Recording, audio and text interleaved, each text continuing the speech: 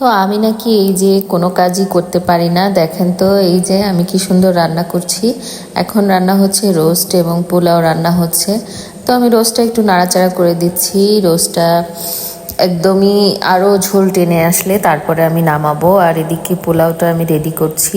এই যে পোলাও আমি পানি দিয়ে দিচ্ছি। এখন আমি আসলে সব পানি দিয়ে আমার চোখের আন্দাজ অনুযায়ী, তো সবাই সবার আন্দাজ অনুযায়ী দিয়ে নেবেন। আমার চুলাটা একটু অপরিষ্কার ছিল, আমি এটাকে ক্লিন করে নিচ্ছি যাতে এটা ভালো দেখায়। তো যাই হোক, আমার চুলা কিন্তু আমি প্রতিদিনই ক্লিন করি এরকম না যে আমি মাঝে মাঝে ক্লিন করি, এটা কিন্তু একদমই না।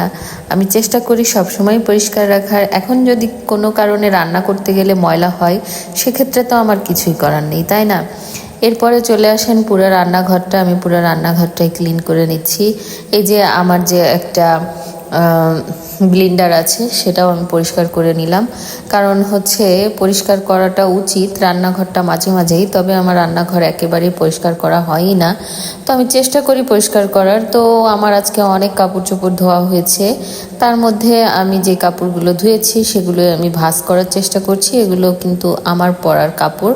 তো আমার পরার কাপড় ছাড়াও কিন্তু আরও অনেক কাপড় ধোয়া হয়েছে, দেখতে পাচ্ছেন। আমি কেবলই হাতে তুলে দেখিয়েছি, কিন্তু এখন দেখেন কি অবস্থা। আমার এই যে আমার হাতে আরও একটা ওড়না চলে আসছে, এটাও আমার 3 পিস। তো আসলে কাপড় যেদিন ধোয়া হয় সেদিন আমার উপর দিয়ে বিরাট এক ধকল চলে যায়। আসলে এত বড় ধকল কাউকে বলে বোঝানো সম্ভব হবে না। ধকলটা যদি কাটিয়ে না উঠতে পারি তাহলে কিভাবে আর সংসার করব? ধকলের মধ্যেই তো জীবন পার করতে হয়। তো যাই হোক, এই জীবনটা তো কাপড় চোপড় ধোয়া, রান্না বাড়া এসবের মধ্যে দিয়ে পার হয়ে যায়। যদিও মেয়েরা বাইরে কোনো কিছু করেও থাকে, তারপরেও তাদের ঘরের এই কাজগুলো করতেই হয়, কারণ মেয়েদের কাজ করা ছাড়া আর কোনো গতি নেই।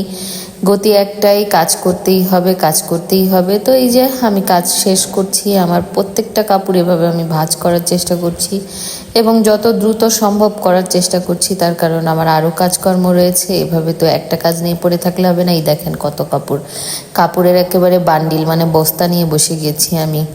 এত কাপড়, কিভাবে আমি এই কাপড়গুলো ধুই আর কিভাবে ভাঁজ করি সেটার কোনো ইয়ত্তা নেই। তো যাই হোক, কাপড় চোপড় ভাঁজ করা শেষ। এবার কিন্তু আমি আমার মাথায় একটা সিরাম ইউজ করি, সেই সিরামটা আমি ইউজ করে নিচ্ছি। সিরামটার নাম আবার জিজ্ঞেস করতে পারেন, তাই বলেই দিই, স্ট্রিক্স।